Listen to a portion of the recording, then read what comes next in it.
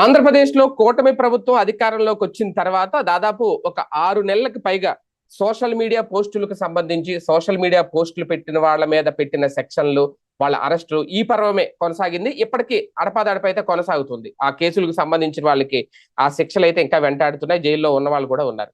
అయితే తాజాగా దీనికి సంబంధించి కోర్టు ప్రభుత్వాన్ని ఒక క్లారిటీ అడిగింది. నిజంగా ఈ బిఎన్ఎస్ 311 యాక్ట్ కు సంబంధించి ఈ పోస్టులు పెట్టడాన్ని ఎలాంటి వ్యవస్థీకృత నేరంగా చూడాలి అనేది.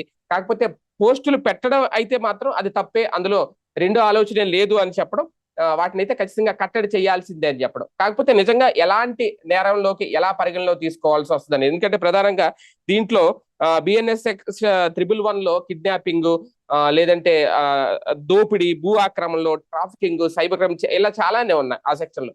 అందులో ఏదో ఒకటి వస్తుందని పెడుతున్నారా, లేదంటే అవన్నీ కలిపి పెడుతున్నారా? ఈ క్లారిటీ అయితే ఇప్పుడు రాబోతుందా దీని ద్వారా?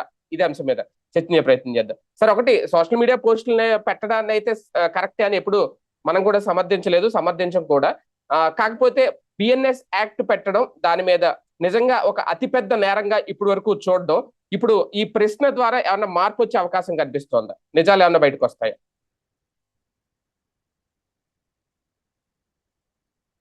దగ్గర ఉంది.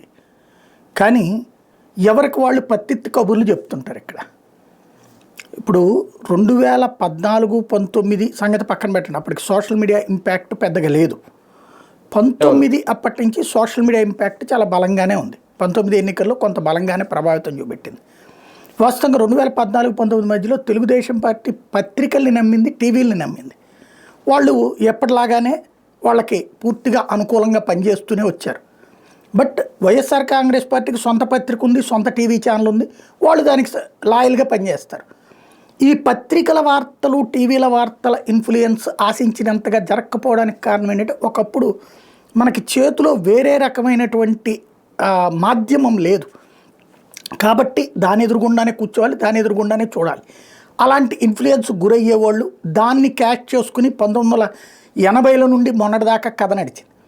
అయితే ఈ సోషల్ మీడియా రావటం, ఈ జియోలు వీటిలో తక్కువ రేటుకి ప్యాకేజీలు రావటం, 2 GB డేటాలు, 2.5 GB డేటాలు ఇట్లాగా రోజుకి వాడే పరిస్థితులు రావడంతో ప్రజల వినియోగంలో మార్పు వచ్చేటప్పటికి ఇందులో చేతిలోకి అందరి చేతుల్లో సెల్ ఫోన్లు, ఈ సెల్ ఫోన్లలో చూడటం ప్రారంభించడం, ప్రతి ఒక్కళ్ళు ఈ సోషల్ మీడియాలో అకౌంట్లు ఉండటం, ఇది కీలకమైంది.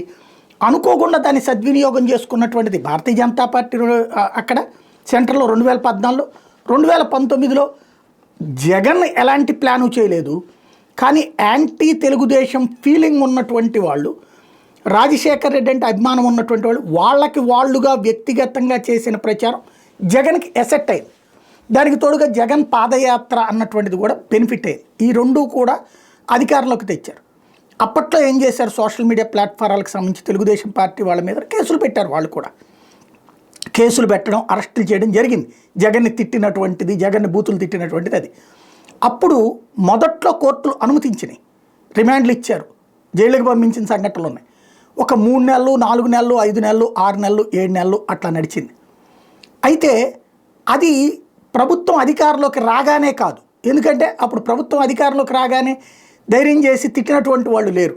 కొంచెం టైం తీసుకున్నాక బిగినైంది. వీళ్ళు వెంటనే అగ్రెసివ్ అయిపోయేసి అట్లాంటి వాళ్ళ మీద కేసులు పెట్టినప్పుడు న్యాయస్థానాలు ఫస్ట్ ఫేజ్లో రిమాండ్లు ఇచ్చాక సెకండ్ ఫేజ్లో హైకోర్టు దగ్గరికి వెళ్ళాకే దానికి కట్టడి జరిగింది. హైకోర్టులు తప్పుపట్టినాయి దాన్ని. ఎట్లా చేస్తారు మీరు సోషల్ మీడియా పోస్టుల ఆధారంగా? కానీ అనుకోకుండా న్యాయమూర్తులు అమరావతికి సంబంధించి ఇచ్చినటువంటి తీర్పుని బేస్ చేసుకుని ఆ న్యాయమూర్తులనే టార్గెట్ చేయడంతో అప్పుడు సోషల్ మీడియా అరెస్టులు ఎందుకు చెయ్యరు అని చెప్పి అదే న్యాయస్థానం ప్రశ్నించి వాళ్ళని వెంటాడి పట్టుకోమని చెప్పి ఆదేశించింది. తద్వారా మళ్ళీ సోషల్ మీడియా మెడ మీద ఒక కత్తి పడింది. అయితే ఆ తర్వాతన మళ్ళీ మిగతా కేసులలో ఏదైతే యాంటీ గవర్నమెంట్ పోస్టులు పెట్టే వాళ్ళని అరెస్టులు చేయకూడదని అదే హైకోర్టు ఆదేశాలు ఇచ్చింది. న్యాయమూర్తులను విమర్శించిన వాళ్ళని అరెస్ట్ చేయమని ఆదేశించింది. ముఖ్యమంత్రిని తిట్టినా విమర్శించినా అరెస్ట్ చేయొద్దని అదే కోర్టులు ఆదేశాలు ఇచ్చినాయి. ఇది నడుస్తున్నటువంటి సందర్భంలో అప్పుడు దాన్ని తప్పుపడతా వచ్చింది వైఎస్ఆర్ కాంగ్రెస్ పార్టీ. ఇంకొకటి, ఆ టైంలో సోషల్ మీడియా పోస్టులకి సంబంధించి అరెస్టులు చేస్తే ఆ అరెస్టులకి రిమాండ్లు ఇస్తే మ్యాజిస్ట్రేట్ల మీద కూడా చర్య తీసుకుంటామని హైకోర్టు ఆదేశాలు ఇచ్చింది. దాంతో మ్యాజిస్ట్రేట్లు ఒక్క దాంట్లో కూడా రిమాండ్ ఇవ్వకుండా పోలీసులు అట్లా పెట్టగానే పంపించేసేవాళ్ళు. దాన్ని ఐటీ యాక్ట్ కింద పెట్టేవాళ్ళు. ఈ ఐటీ యాక్ట్ చెల్లదని సుప్రీంకోర్టు 2016లోనే తీర్పు ఇచ్చింది. ఆ ఇచ్చినటువంటి తీర్పుని మీరు పట్టించుకోవట్లేదు, మీరు అదే సెక్షన్ల కింద కేసులు పెడుతున్నారు, రాష్ట్ర ప్రభుత్వాన్ని అడిగింది. రాష్ట్ర ప్రభుత్వం ప్రత్యేక చట్టం ఏమీ లేదు ఆంధ్రాలో, కాబట్టి అదే యాక్ట్ కింద పెట్టడం ఇక్కడే కాదు దేశవ్యాప్తంగా కూడా జరిగినాయి. ఇవన్నీ ప్రక్రియ పూర్తయిపోయాక ఇక అప్పటి నుంచి వైసీపీని లేదా జగన్ని తిట్టిపోయడంలో సోషల్ మీడియాని తెలుగుదేశం వాడుకుంది. తెలుగుదేశం ఒక ఆర్గనైజ్డ్ సోషల్ మీడియా సిస్టాన్ని తయారు చేసింది. అదే సందర్భంలో వైఎస్ఆర్ కాంగ్రెస్ పార్టీ ప్రభుత్వంలోకి వచ్చేటప్పటికి సోషల్ మీడియా వింగ్ని ఆర్గనైజ్ చేసే క్రమంలో అంతకుముందు స్వచ్ఛందంగా వాళ్ళంతటా వాళ్ళు పనిచేసే వాళ్ళందరినీ పక్కన పెట్టేసి సొంత టీములు ఏర్పాటు చేసుకోవడంతో ఈ ఇద్దరి మధ్యన గ్యాప్ రావడంతో వైసీపీని డిఫెండ్ చేసేవాళ్ళు కరువు అయ్యారు. వైసీపీని అఫెండ్ చేసేవాళ్ళు, విమర్శించేవాళ్ళు సంబంధించినటువంటిది డామినేట్ అయింది. అది ప్రభుత్వం మారడంలో one of the key point కూడా అయింది. ఒక అబద్ధాన్ని పదే పదే చెప్పి నిజమని నమ్మించేటటువంటి క్రమంలో అవతల ఆర్గనైజర్గా చేస్తుంటే దాన్ని ఎదిరించడంలో ఇక్కడ వీళ్ళు విఫలమైనటువంటి పరిస్థితి జరిగింది. అయితే ఇందులో ఈ ఇన్ఫ్లుయెన్సర్స్ అన్నటువంటి పాయింట్ని కాకుండా ఇన్ఫ్లుయెన్స్ చెయ్యడం అన్నటువంటి కాన్సెప్ట్ ప్రధానంగా పనిచేసింది ఇక్కడ. అంటే ఒక పదాన్ని పదే పదే అబద్ధాన్ని చెప్తా. ఆ రోజున లైక్ అప్పుడు శంకర్ విలాస్, గుంటూరు శంకర్ విలాస్కి సంబంధించిన ఆవిడ ఏదో లైక్ కొట్టిందో లేకపోతే ఒక కామెంట్ పెట్టిందో అని ఆవిడకి కూడా రాత్రి పూట్ల 41A నోటీసులు, అంటే అప్పట్లో కోర్టులు ఏం చెప్పినాయి, మీరు అరెస్ట్ చేయడానికి వెళ్ళలేదు, 41A నోటీసులు ఇచ్చి విచారించమని. దాంతో విచారించడాలు మాత్రమే జరుగుతూ వచ్చినాయి. విచారించడం అంటే ఓ రకంగా వేధించడం అంతే, పిలవడం, కూర్చోవడం, ఏం చెప్తారు నా అభిప్రాయం ఇది అంటారు, నీ అభిప్రాయం అట్టెట్ అవుతుందని చెప్పి దబాయిస్తారు, ఇంతే కదా నడిచింది. దాన్ని మానవ హక్కుల ఉల్లంఘన, పౌర హక్కుల ఉల్లంఘన, సామాజిక హక్కుల ఉల్లంఘన ఇన్ని స్టేట్మెంట్లు ఇచ్చినటువంటి వాళ్ళు ఇవాళ వచ్చేటప్పటికి కంప్లీట్ భిన్నం. సోషల్ మీడియాలో పోస్ట్ పెడితే అంగీకరించాం, తిట్లో బూతో ఉంటే ఖచ్చితంగా తప్పు, నో డౌట్. తిట్టుని బూతుని ఖచ్చితంగా తప్పు పట్టాలి. బట్ దానికి 2 రకాలు ఉన్నాయి. ఇప్పుడు జగన్ని సైకో సైకో సైకో అని ఇప్పటికి ఈవెన్ అసెంబ్లీలో మాట్లాడుతున్నారు. ఇది యాక్సెప్టబుల్ వర్డ్? సైకో అనే పదం ఆమోదయోగ్యమైందా? అదే ముక్క వీళ్ళని అంటే ఒప్పుకుంటారా సైకో అని చెప్పేసి? అంటే మేము ఎవరినైనా ఏమైనా అనొచ్చు, మమ్మల్ని ఎవరు ఏమీ అనకూడదు. మమ్మల్ని ఏదన్నా అంటే కనుక అది దుర్మార్గము, అది లోక విరుద్ధము, సామాజిక విరుద్ధము, చట్ట విరుద్ధము, న్యాయ విరుద్ధం.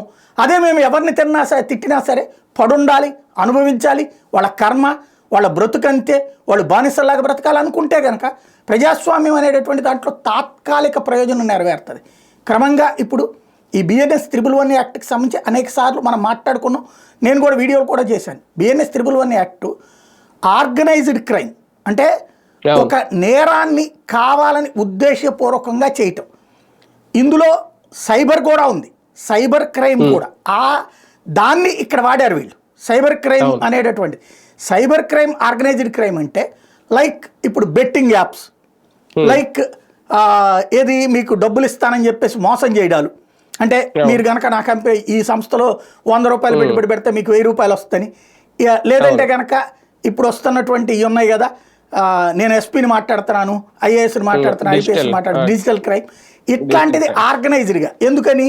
ఓ నెంబర్కి పట్టుకోవడం, ఆ నెంబర్ పట్టుకున్న వాళ్ళకి ఫోన్ చేయడం, వాళ్ళని బెదరేయడం, ఏదో చేసి వాళ్ళ దగ్గర నుంచి డబ్బులు రాబట్టడం, దానివల్ల లబ్ధి పొందుతున్నాడు ఇక్కడ ఇతను. ఇలాగ చేసేదాన్ని ఆర్గనైజ్డ్ క్రైమ్ అంటారు. అంతేగాని ఒక ఆయన పోస్టింగ్ పెట్టాడు, ఈ పోస్టింగ్లు ఈయనతో పాటుగా 100 మంది పెట్టారు, 1000 మంది షేర్ చేసుకున్నారు, దీని మొత్తానికి ఒక పార్టీ నాయకత్వం వహించింది వాళ్ళ డిజిటల్ మీడియా.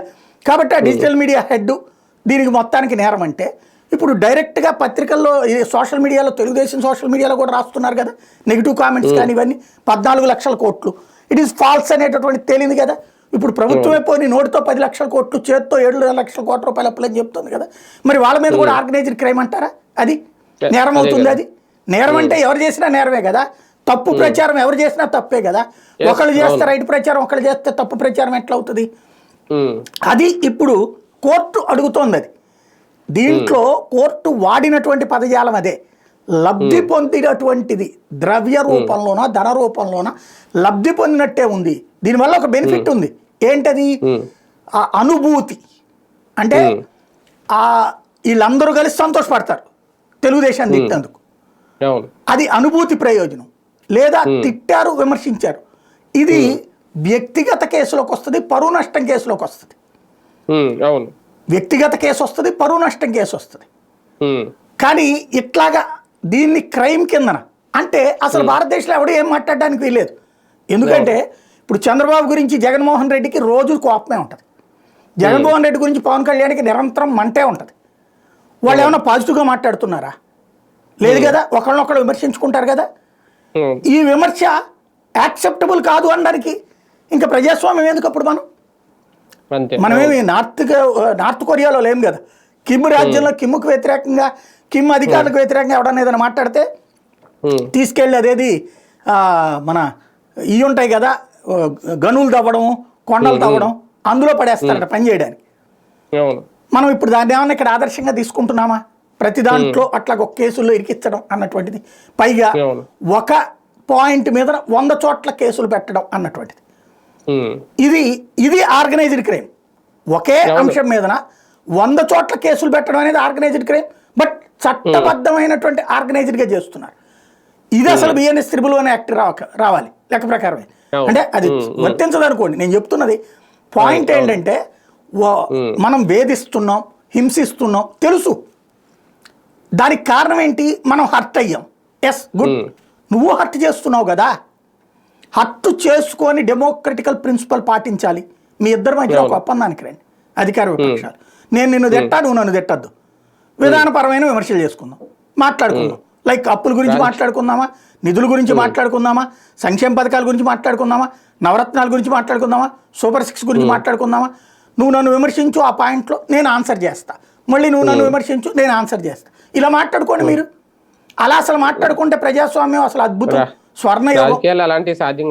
కానీ ఏం జరుగుతుంది? వ్యక్తి దూషణ, వ్యక్తిత్వ హననం, కుటుంబాలను లాక్కురావడం, నోటికి వచ్చినట్టు మాట్లాడడం, ఇది అన్ని పార్టీల్లో ఉండగా ఇది ఆర్గనైజ్డ్ క్రైమ్ అని ఏ కోణంలో నుంచి తీసుకురావాలి? అదే కదా. అంటే ఒకటిసారి క్రిటిసిజం అనేది లేకుండా రాజకీయం ఉండదు. ఒక విమర్శ నుంచే ఒక ఆరోపణ వస్తుంది, ఆ విమర్శ పెరిగినప్పుడే అది బూత్ అవుతుంది, ఆ ఆరోపణ పెరిగినప్పుడే అది అవమానం అవుతుంది. లేదంటే ఇవాళ కోర్టు అడిగినట్టు పరువు తీశారు అని చెప్పడం కూడా దాన్ని సైబర్ నేరం లాగా ఎలా పరిగణిస్తారు అనేది. ఇప్పుడు ఇవన్నీ ఆల్రెడీ ఇందులోకి వచ్చేసినాయి.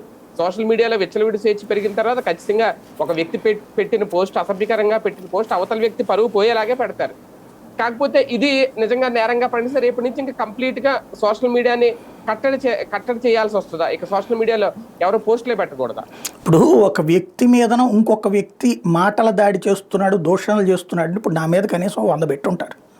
ఇప్పుడు 100 మంది మీద నేను ఆర్గనైజ్డ్ క్రైమ్ అని పెట్టాలా కేసు? పెట్టలేదు కదా. ఎందుకని? నేను మాట్లాడే స్వేచ్ఛ ఉన్నప్పుడు ఆడు మాట్లాడే స్వేచ్ఛ, కాకపోతే దూషణ ఉంది, దుర్భాష ఉంది, అది వాళ్ళ కర్మ. నేను ధర్మాన్ని నమ్ముతా, వాడు అధర్మాన్ని అంగీకరించాడా వాడి ఇష్టం. భగవంతుడు ఏదో ఒక రోజు నాటికి సమాధానం చెప్తాడు. అధర్మాన్ని ప్రోత్సహించి అన్యాయంగా మాట్లాడేవాడు, కేవలం కావాలని ఇలాంటి తప్పుడు చేసేవాడు, వాడి కర్మానికి వాడే పోతాడు అని నేను అనుకుంటా.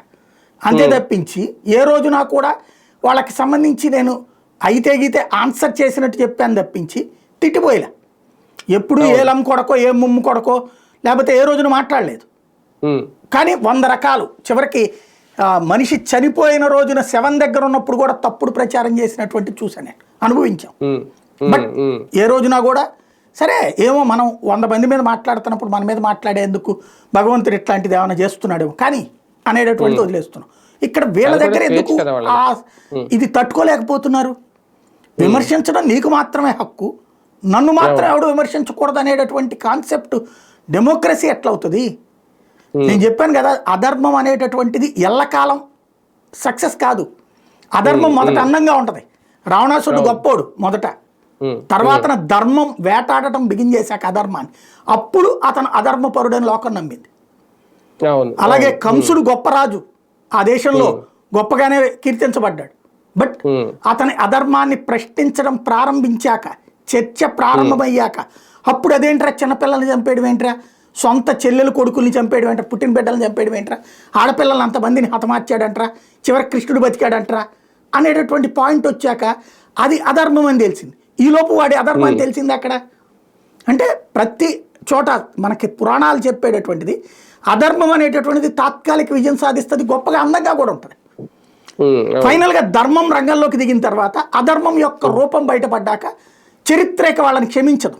ఇవాళ రావణాసుడిని పూజిస్తామా, కంసుడిని పూజిస్తామా, నరకాసుడిని పూజిస్తామా, బట్ వాళ్ళు మొదట గొప్ప రాజులే. అప్పుడు దేవుళ్ళను కూడా దెయ్యాలుగానే చూపించారు వాళ్ళు.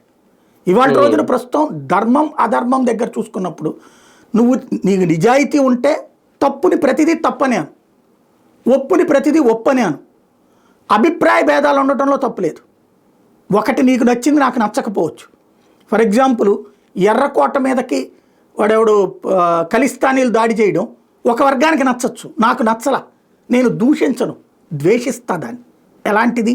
నా దేశానికి అన్యాయం జరుగుతుంది అన్నట్టు. అట్లాగే వ్యవస్థీకృతమైనటువంటి తప్పులను విమర్శించే హక్కు ప్రతి ఒక్కళ్ళకు ఉండాలి. అది ఎక్స్ప్రెస్ చేసే సందర్భంలో, అంటే భావ ప్రకటన చేసే సందర్భంలో దుర్భాష ఉండకూడదు. దుర్భాష అంటే బూతులు తిట్టడం ఉండకూడదు. విమర్శ ఉండాలి. విమర్శ లేకపోతే ప్రజాస్వామ్యం లేదు. జవహర్లాల్ నెహ్రూ నేను విమర్శిస్తాం. మనం మహాత్మా గాంధీ బ్రిటిష్ వాళ్ళు విమర్శించలేదా? అలా విమర్శించబట్టిన కదా తర్వాత ప్రభుత్వం మారింది. మరి అదే కాంగ్రెస్ పార్టీని తర్వాత బీజేపీ విమర్శిస్తేనే కదా ప్రభుత్వం మారింది. అంటే ఒకటి ఇందులో స్వేచ్ఛను దుర్వినియోగం చేసుకోవడం కూడా ఇక్కడ పరిగణించాల్సిన అంశమే. విచ్చలవిడి పోస్టులు పెట్టడానికంటే వాళ్ళకున్న స్వేచ్ఛని వాళ్ళు ఇష్టారీత్యంలో వాడుకొని ఆ తరహా పోస్టులు పెడుతున్నారు. నేను చెప్తోంది అదే. ఇవాళ సోషల్ మీడియాలో జెన్యూనిటీ కావాలంటే అందరూ నిజాయితీగా పాటించండి. అబద్ధాలు ప్రచారం చేస్తున్నారా లేదా మీరు? తప్పుని ఒప్పని చెప్తున్నారా లేదా మీరు? లేదా మీ పార్టీ చెప్పినటువంటి తప్పుని రైట్ అని చెప్పి మీరు నమ్ముతా మమ్మల్ని అందరిని నమ్మమంటున్నారా లేదా? దెన్ అవతల వాడి మాట కూడా విను. ప్రజాస్వామ్యం అంటే ఏంటి? చంద్రబాబు చెప్పిందే రైటా, జగన్మోహన్ రెడ్డి చెప్పిందే రైటా, పవన్ కళ్యాణ్ చెప్పిందే రైటా, ఏది రైట్ ఏది రాంగ్ అనేటటువంటిది మాట్లాడతాడు పబ్లిక్. ఇప్పుడు పవన్ కళ్యాణ్ సనాతన ధర్మం గురించి మాట్లాడినప్పుడు చప్పట్లు కొట్టారు. అదే పవన్ కళ్యాణ్ రాయచోటి గురించి మాట్లాడినప్పుడు అదేంటి అన్నారు. కానీ అదేది సత్రానికి సంబంధించి జరిగినప్పుడు, కాశీనాయన క్షేత్రానికి సంబంధించి జరిగినప్పుడు అదేంటి ఇంతవరకు ఆయన మాట్లాడకపోవడం ఏంటి అన్నారు. అది విమర్శ అవుతుందా? దూషణ అవుతుందా? లేదా అవతల జగన్ గారు అది మాట్లాడలేదు కాబట్టి ఈయన అప్పుడు ఆయన ఎందుకు ప్రశ్నించాడు? ఆయన ప్రశ్నించేటప్పుడు ఆయన ప్రశ్నిస్తాడు, నిన్ను ప్రశ్నించేవాడు నిన్ను ప్రశ్నిస్తాడు. ప్రశ్న అనేటటువంటి హక్కు ప్రతి ఒక్కళ్ళకు ఉండాలి. అది దుర్భాష కాకూడదు. ప్రశ్నించినప్పుడు సమాధానం చెప్పు, లేదా నువ్వు ప్రతి ప్రశ్న వెయ్యి, తప్పులే. కానీ ఇది దారి తప్పిపోతున్నటువంటి సందర్భంలో చివరికి న్యాయస్థానం జోక్యం చేసుకుని ఇది అసలు బిఎన్ఎస్ యాక్ట్ కింద ఎట్లా వస్తుంది, ఆర్గనైజ్డ్ క్రైమ్ కిందకి ఎట్లా వస్తుంది, ఇందులో ద్రవ్యలబ్ధి ఎక్కడ ఉంది అంటే ఈ పోస్టు పెట్టేందుకు ఆ డబ్బులు సంపాదించుకున్నాడని ఎలా ధృవీకరిస్తావు నువ్వు? అనుభూతి లబ్ధి ఉండటం అన్నటువంటిది నేరం కిందకి పరిగణించబడుతుందా? అది ఉందా బిఎన్ఎస్ యాక్ట్లో? బిఎన్ఎస్ యాక్ట్లో చూస్తేనేమో ఈ మర్డర్లు లేకపోతే ఎట్లాంటివి ఉన్నాయి తప్పించి ఇది లేదు కదా.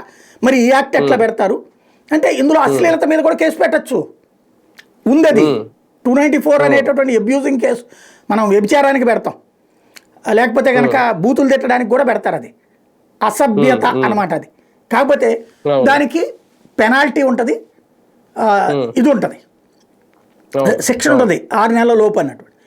అయితే అలా పెడితే దాని కింద 41 నోటీస్ ఇచ్చి ఆన్సర్ తీసుకోవాలి. ఆ తర్వాత కోర్టులో పెట్టినటువంటి సందర్భం రిమాండ్ ఇయ్యరు. ఆ తర్వాత కోర్టులో ఏళ్ల తరబడి కేసు విచారణ, ఆ తర్వాత కేసు ఉండటమా కొట్టేయడమా పెనాల్టీ వేయడమా జరుగుతుంది. వీళ్ళకి అది కాదు కావాల్సింది, చట్టపరమైనటువంటి నిజమైన చట్టాన్ని వినియోగించడం కాదు వీళ్ళకి కావాల్సింది. ఇప్పుడు ఇందులో వీళ్ళకి కావాల్సినటువంటి పాయింట్ ఏంటంటే చట్టాన్ని దుర్వినియోగం చేయటం. ఎందుకని? సుప్రీంకోర్టు గైడ్ లైన్స్ ఇచ్చింది, 7 సంవత్సరాలలోపు జైలు శిక్ష పడేటటువంటి నేరాలలో బెయిల్ ఇచ్చేయండి అని చెప్పేసి. వాళ్ళని రిమాండ్లోనే ఏళ్ల తరబడి పెడుతుంటే జైళ్ళని నిండిపోతున్నాయి, ప్లస్ వాళ్ళ స్వాతంత్రం కోల్పోతున్నారు. పోనీ రిమాండ్లో అయిపోయిన తర్వాత ఈ కేసులన్నిట్లో శిక్ష పడుతుందంటే భారతదేశంలో శిక్షలు పడుతున్న సంఖ్య 10 నుంచి 15%.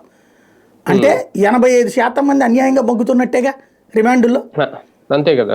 దాంట్లో ఎక్కువగా ఉన్నాయి 7 ఏళ్లలోపు జైలు శిక్ష పడేటటువంటి.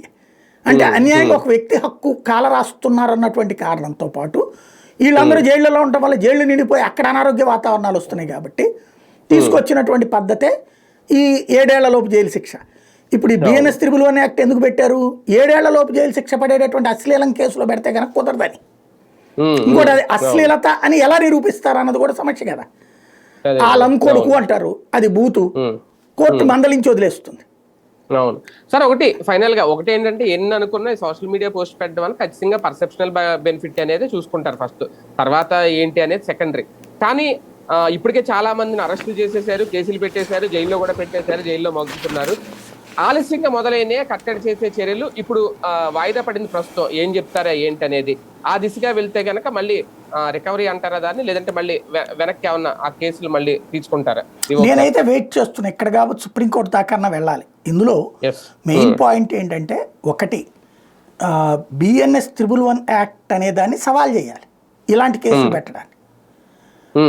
నాకు ఎప్పుడు అనిపించిందంటే, మొన్న అతని పేరేంటి, అవుతు శ్రీధర్ది అనుకుంటా, అతనికి సంబంధించి ఇట్లాగే పెడితే రిమాండ్ని హైకోర్టు కొట్టేసింది. ఏంది అసలు ఇది ఇట్లాగా, దాన్ని ఏమంటారు, డ్రామాటికల్గా లేకపోతే క్యాజువల్గా, డ్రామాటికల్ కాదు క్యాజువల్గా ఇచ్చేస్తున్నారు రిమాండ్. అలా ఇవ్వడానికి వీలు లేదంటూ మ్యాజిస్ట్రేట్ పట్ల కూడా అసంతృప్తి వ్యక్తం చేసింది న్యాయస్థానం. అప్పుడు అనుకున్నా, ఓహో బిగిన్ అయింది ఒక తప్పుని కనుక్కోవడం, నియంత్రించడం అన్నటువంటి.